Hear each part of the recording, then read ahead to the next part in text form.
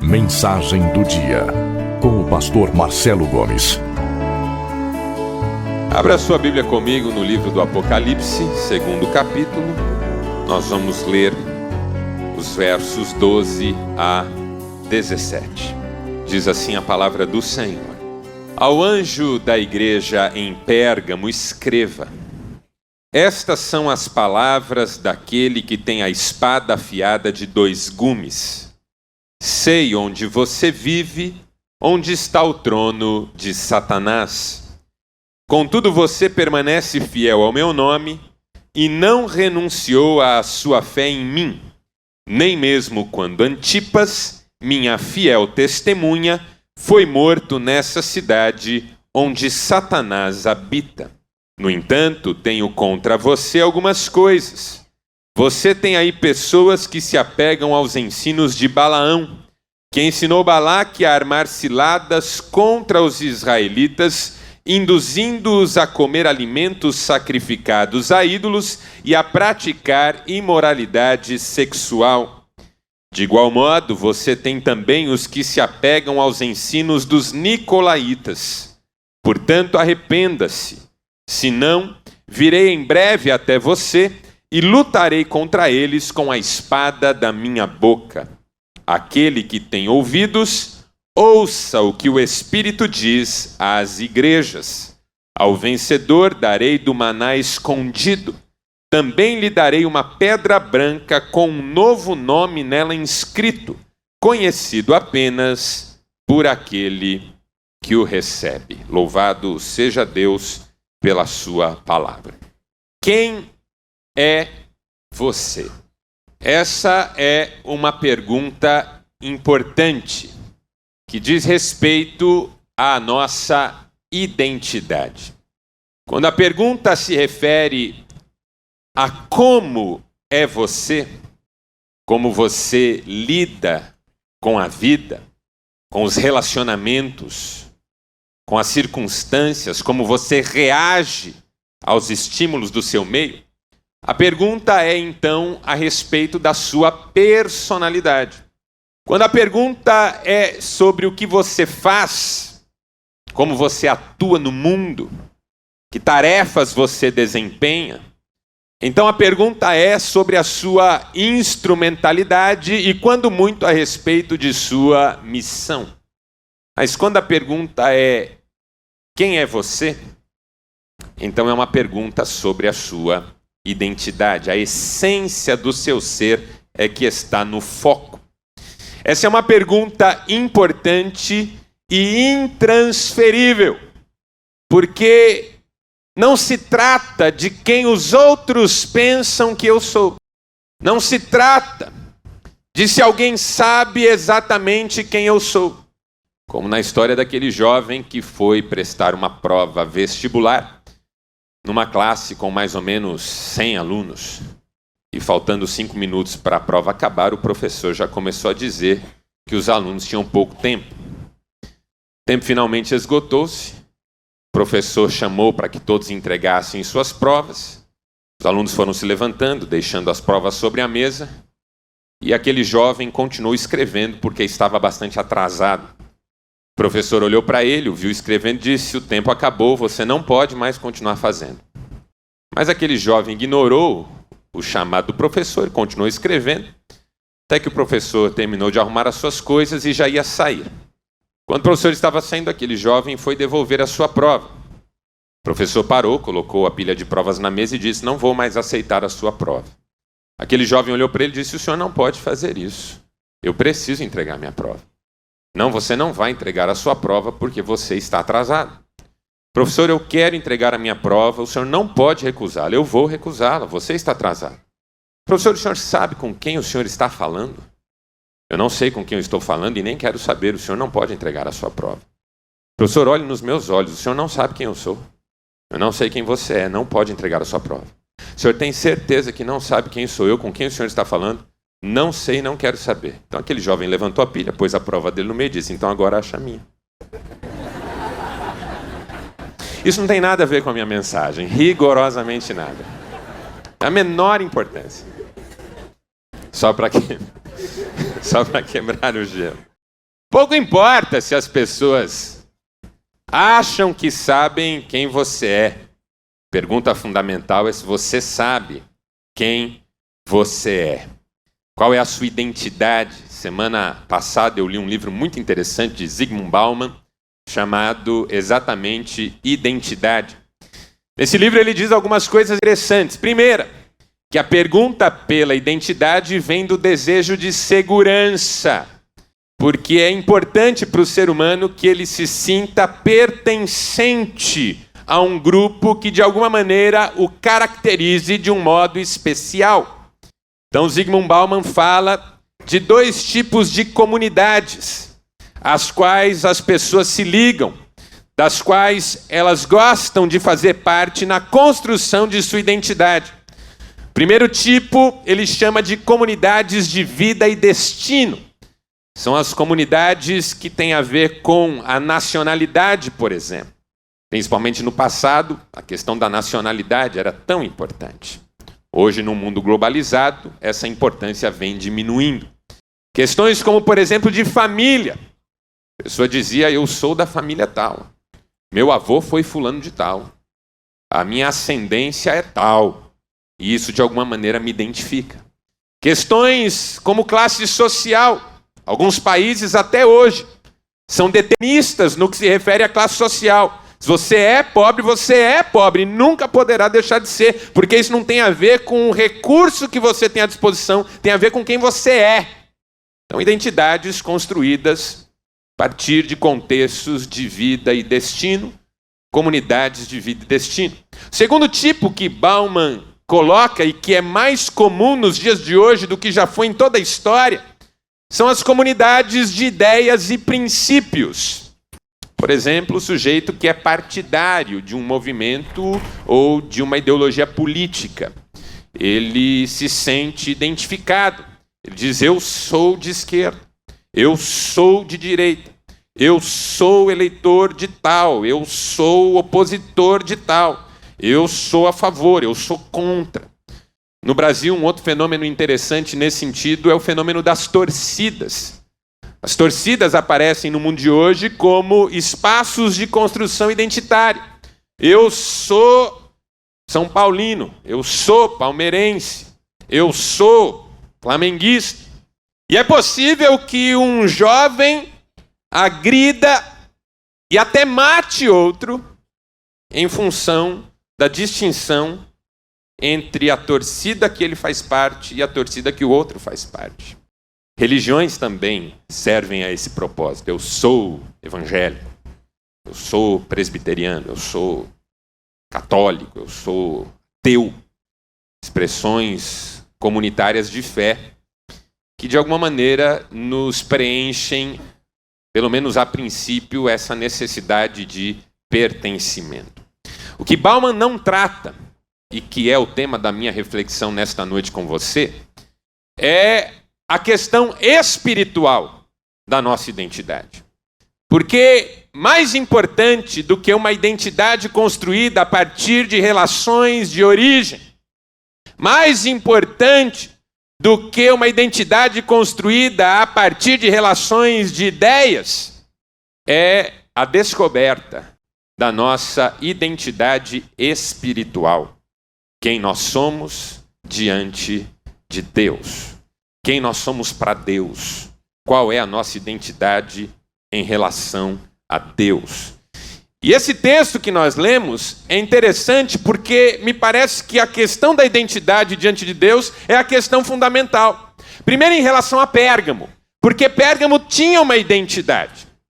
Hernandes Dias Lopes, no livro Ouça o que o Espírito diz às igrejas, destaca 4 informações sobre Pérgamo que faziam de Pérgamo uma cidade extraordinária naquela época. Primeiro, Pérgamo foi por 400 anos capital da Ásia Menor. Uma cidade central que de alguma maneira influenciava a economia, a política e a vida de todas as cidades da região. Capital. Quando o Império Romano conquistou aquela região, por muito tempo Pérgamo foi a capital romana na Ásia. Uma cidade grande, uma cidade importante, uma cidade com uma política vibrante, uma cidade rica. Pérgamo também era uma cidade, e essa é a segunda informação, muito culta, onde a cultura era muito valorizada. Em Pérgamo estava a segunda maior biblioteca do mundo antigo, só perdia para a biblioteca de Alexandria no Egito. E Pérgamo fez uma coisa para se tornar a primeira cidade em cultura. Mandou buscar no Egito o responsável pela biblioteca de Alexandria. E como ele foi para Pérgamo, o Egito tomou uma decisão para, de alguma maneira, impor uma represália contra Pérgamo. Parou de exportar os papiros para Pérgamo, de modo que Pérgamo não tivesse mais papiros para os registros. Pérgamo era tão culta e tão avançada que desenvolveu uma outra tecnologia. E hoje nós temos, para o conhecimento histórico dos irmãos, o tal do pergaminho, que nasceu em Pérgamo. E por isso recebeu esse nome. Pérgamo era uma cidade que se envaidecia por causa de sua cultura. Terceira informação sobre Pérgamo é que em Pérgamo ficava o templo de Zeus, que é considerado até hoje uma das 7 maravilhas do mundo antigo. Uma cidade para onde iam pessoas de toda parte. O mundo grego tinha adoração por Pérgamo por causa do templo de Zeus. E Pérgamo também era a cidade onde ficava, essa é a quarta informação que o Hernandes Dias Lopes destaca, onde ficava a sede do culto a Esculápio, o deus da cura, que tinha 200 templos por toda a Ásia. E gente de toda parte vinha não só para cultuar Esculápio, mas também para receber tratamento para suas enfermidades. Pérgamo virou um centro médico. Então veja, uma cidade invejável para o mundo antigo.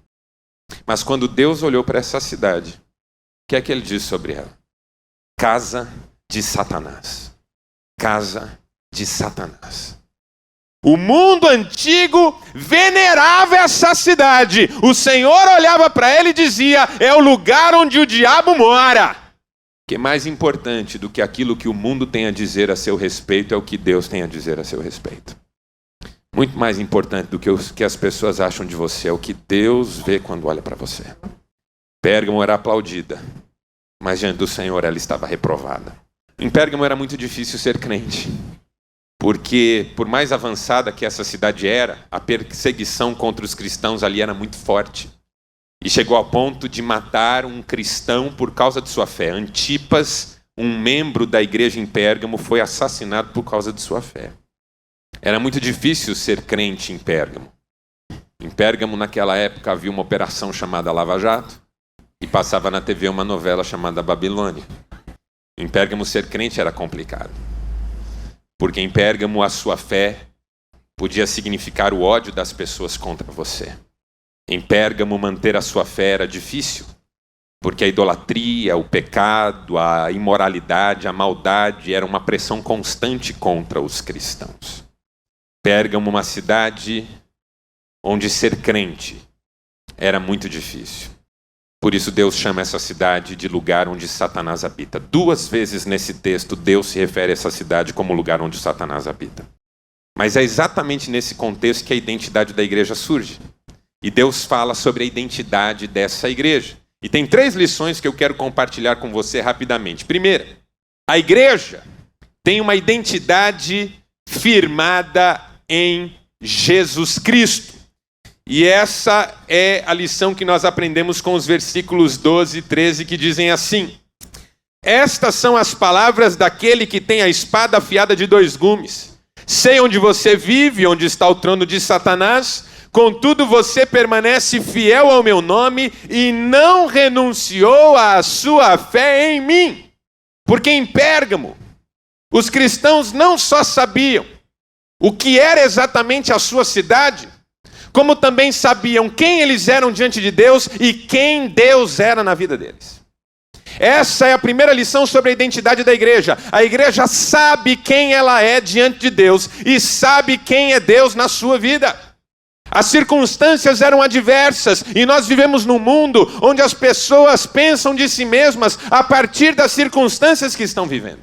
Eu sou um desgraçado, eu sou um sozinho, eu sou um abandonado, eu sou um sofrido, ou eu sou um bem-sucedido.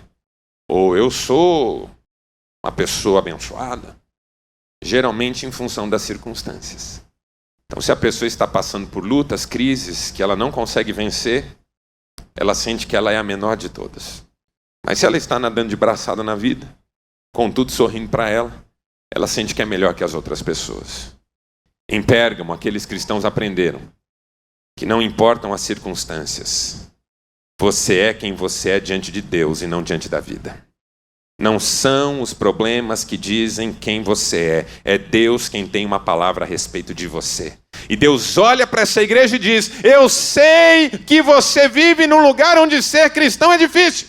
Eu sei que você tem lutas e problemas. Eu sei que tem gente no seu meio que até já morreu. Mas você não negou a sua fé em mim. Você continua sendo quem você sempre foi na minha presença. Não importa se você está passando por lutas, problemas, dificuldades, família desmoronando, tem enfermidades, depressão, crises, medos, pânico, traumas, culpas, mágoas. Você é uma pessoa nascida de novo, no nome, no sangue, no poder de Jesus, é um filho amado de Deus, seu nome está escrito no livro da vida, e não há problema que tire isso de você. Eu sei quem eu sou, independentemente do que eu estou vivendo agora. Eu sou um cristão, eu tenho uma fé, eu nasci de novo, meu nome foi escrito no livro, eu sou filho amado de um Deus amoroso e bom, que tem o melhor para mim. Mesmo que nesse momento eu esteja passando por um deserto terrível. Eu acho que nesses dias que nós estamos vivendo, nós precisamos decidir se nós somos cristãos ou não. Nossos dias são dias de efervescência. Crise política, crise econômica, disputas. Gente de um lado defendendo uma coisa, gente de outro lado defendendo outra. Acusações, ofensas, xingamentos. Esses dias na rede social eu li um post de alguém dizendo: fulano que vota em tal partido, eu não quero mais como amigo, estou tirando da minha vida, não me procure mais. Aí passou um pouquinho, eu li outro de um outro que vota do outro jeito e falou também: quem vota do outro jeito eu não quero mais saber. Aí eu pensei comigo: se for tirar da vida todo mundo que não concorda comigo, nem Cristiane sobra. Aliás, é a primeira que rapa. Tem uma frase deliciosa do Blaise Pascal no livro Pensamentos, que diz assim: se todos os amigos soubessem o que uns pensam dos outros, não haveria 4 amigos no mundo. Eu tenho minhas opiniões, eu tenho minhas lutas, eu defendo minhas posições, mas acima de tudo isso está quem eu sou diante de Deus, e eu decidi que sou um cristão. A marca da minha vida é o amor. A minha fé é mais importante do que a minha ideologia, do que as minhas convicções. O testemunho que se espera de mim como cristão é mais importante do que ganhar um debate, ou um diálogo, ou uma disputa com alguém. Mais importante do que as coisas sejam do jeito que eu gostaria que elas fossem, é que eu seja do jeito que Deus quer que eu seja. Eu sou cristão. Eu sou cristão. Se voto com A ou com B, se tem dinheiro ou não tenho, se estou enfermo ou gosto de perfeita saúde, eu sou um cristão e louvo a Deus por esse privilégio. Nasci de novo. O Espírito Santo habita a minha vida. Eu estou morto para mim mesmo e só quero viver para Deus. Eu sou um cristão. Pérgamo, uma igreja feita por cristãos autênticos, que mesmo em face dos maiores problemas não renunciou à sua fé. Não abriu mão da sua identidade espiritual. Sabia quem era e sabia quem Deus era. Jesus diz: vocês não negaram meu nome. Eu sou aquele que tem a espada afiada de 2 gumes. Vocês não negaram meu nome. Identidade. Saber quem nós somos diante de Deus. Saber quem é Deus para nós. Segunda lição que nós aprendemos. A igreja tem uma identidade cujos limites estão claros na relação com o mundo. Acompanhe comigo os versos 14 a 16. No entanto, tenho contra você algumas coisas. Você tem aí pessoas que se apegam aos ensinos de Balaão, que ensinou Balaque a armar ciladas contra os israelitas, induzindo-os a comer alimentos sacrificados a ídolos e a praticar imoralidade sexual. E de igual modo você tem também os que se apegam aos ensinos dos nicolaítas. Algumas versões complementam esse versículo dizendo que eu odeio o ensino dos nicolaítas. Até hoje nós não sabemos bem o que eram os nicolaítas e o que eles ensinavam.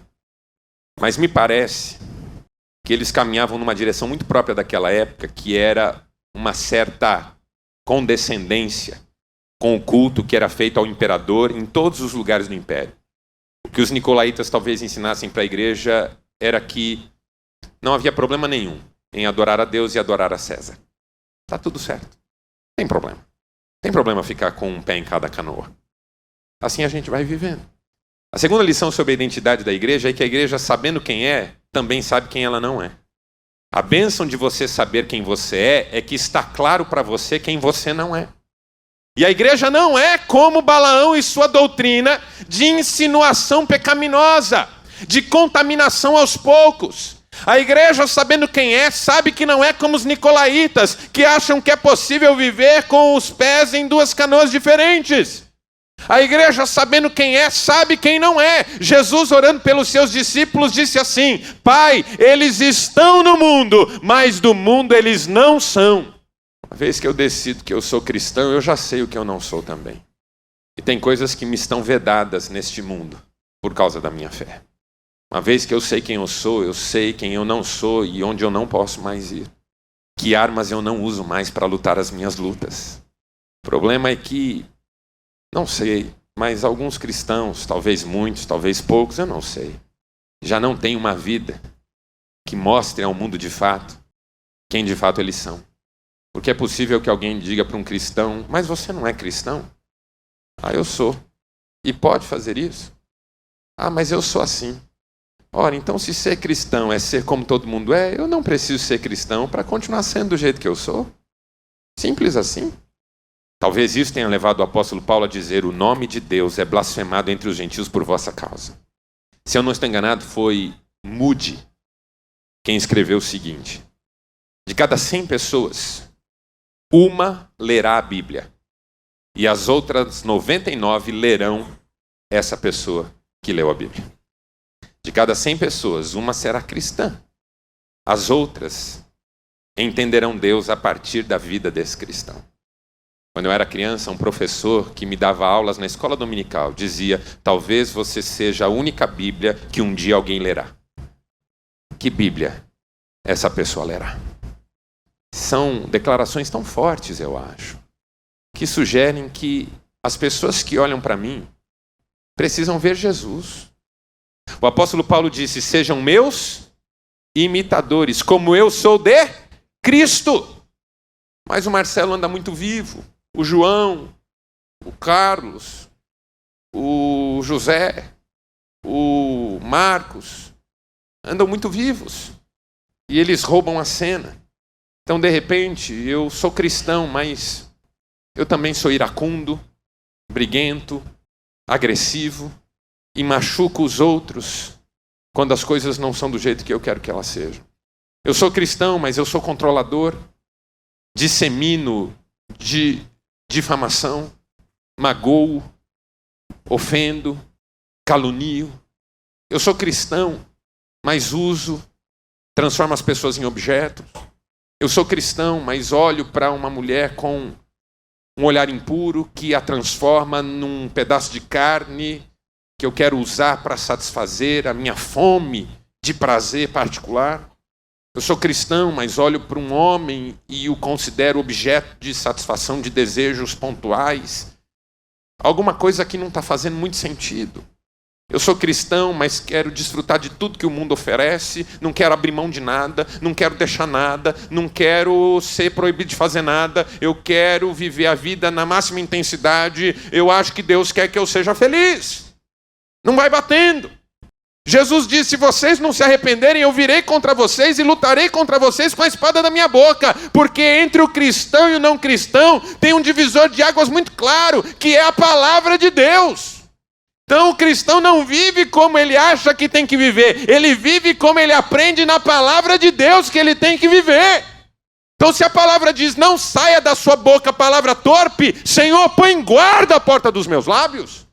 Se a Bíblia diz, não violente, não machuque, não agrida, não prejudique seu irmão, então Senhor, me ajuda, porque eu quero ser bênção na vida do meu irmão. Se a Bíblia diz que alguma coisa está errada, está errada, não importa se está todo mundo fazendo.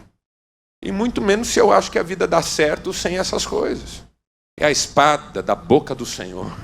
Jesus dizendo, se vocês continuarem sendo como os outros são e não sendo como vocês têm que ser, eu vou lutar contra vocês com a espada da minha boca. E vocês não terão sossego. A minha palavra continuará ferindo vocês até que vocês cedam e aprendam que a vida que vale é a vida segundo a minha palavra. Identidade. Nós sabemos quem nós somos e sabemos quem nós não somos mais.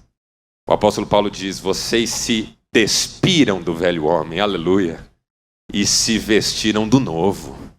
O mesmo Paulo diz, se alguém está em Cristo é nova criação. As coisas antigas passaram, tudo se fez novo. Ah, mas meus traumas continuam comigo, perdoe. Ah, mas minhas mágoas estão aqui, perdoe. Ah, mas meus medos, entregue.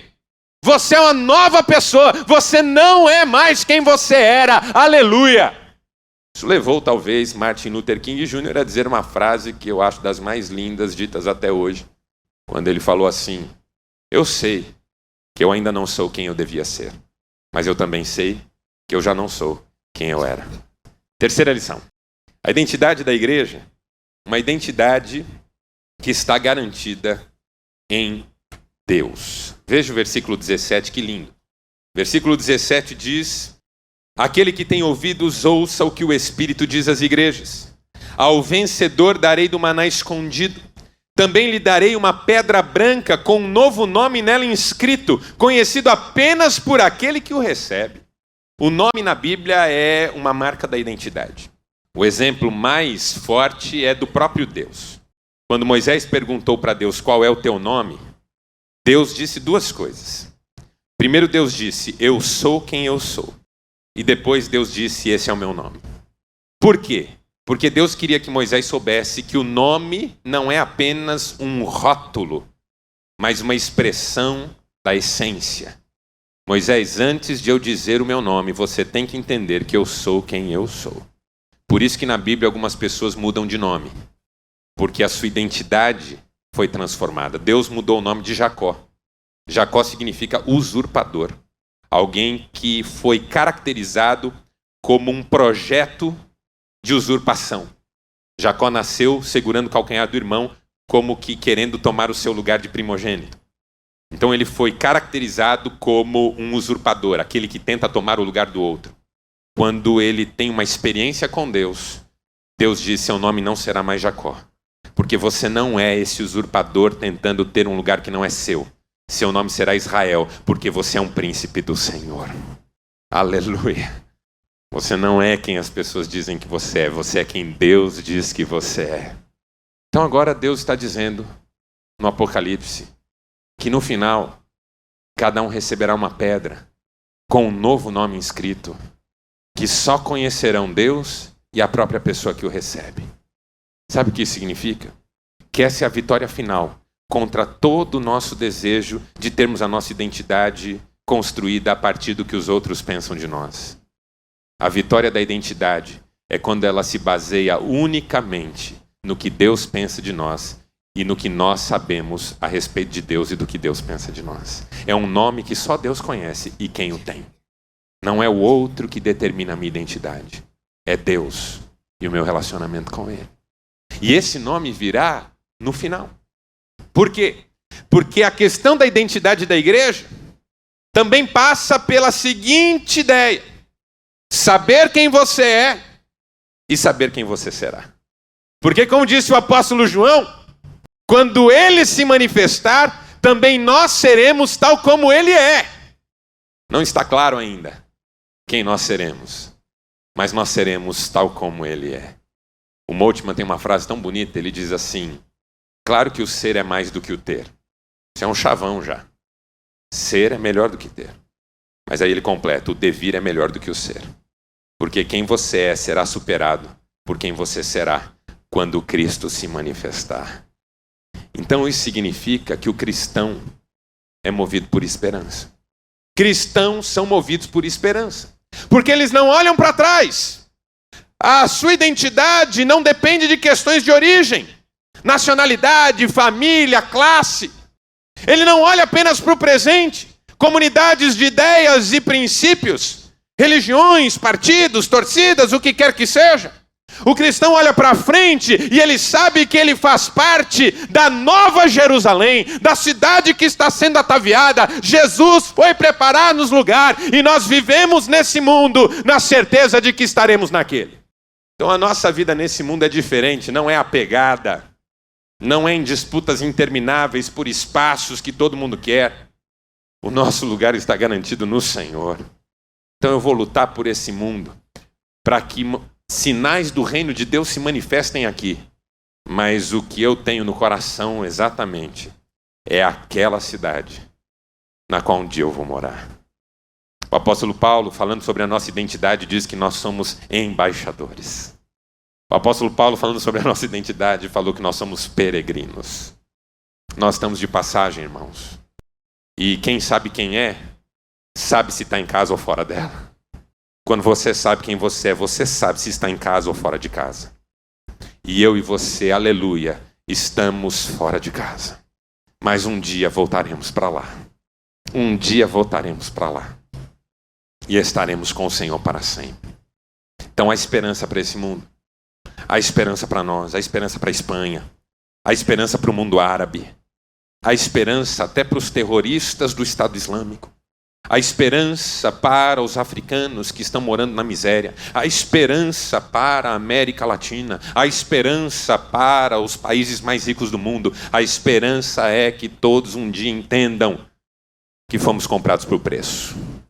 E que a nossa pátria está nos céus, de onde aguardamos o Senhor, o Salvador Jesus Cristo, que transformará o nosso corpo de humilhação num corpo como da sua glória, pelo poder que Ele tem de submeter a si mesmo todas as coisas. Aleluia. Esperança. Vamos lutar pelo Brasil. Há de ser uma terra melhor para todos nós.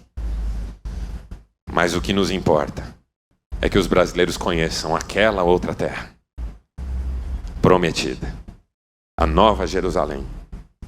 Sião que nos aguarda. Jesus reinando sobre todos nós. O leão habitando com o cordeiro. A criança brincando com a serpente.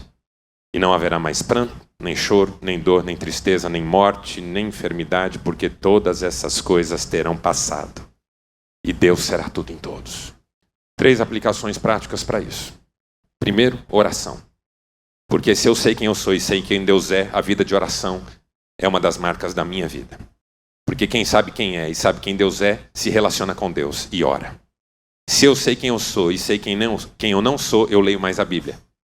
Para continuar investindo na pessoa que eu sou e vencendo cada dia a pessoa que eu fui e que de quando em quando tenta ressurgir e roubar a cena. E terceiro, evangelização. Se eu sei quem eu serei, eu também sei quem todos que estão comigo podem ser um dia. E eu quero que eles conheçam o Evangelho. Feche seus olhos por um instante. Quero orar com você. Senhor Deus, nosso Pai, nós louvamos o Teu nome por mais um dia que o Senhor nos deu e pelo privilégio de chegarmos ao final desse dia frente a frente com a Tua Palavra. Tua Palavra é viva, é rica, é poderosa, transformadora, toca mesmo os nossos corações. E o nosso desejo é o de vivermos de acordo com a Tua Palavra, andando nos Teus caminhos, glorificando o Teu nome. Deus, que cada um dos princípios que hoje ouvimos pela Tua Palavra fiquem gravados no nosso coração. Que os ensinamentos que ouvimos possam dar fruto através da nossa vida e que em tudo nós obedeçamos ao Senhor e adoremos ao Senhor com a nossa vida. Fica conosco, Pai. Dá-nos uma noite agradável. Abençoa as nossas vidas, os nossos lares. É o que nós te pedimos em nome de Jesus. Amém.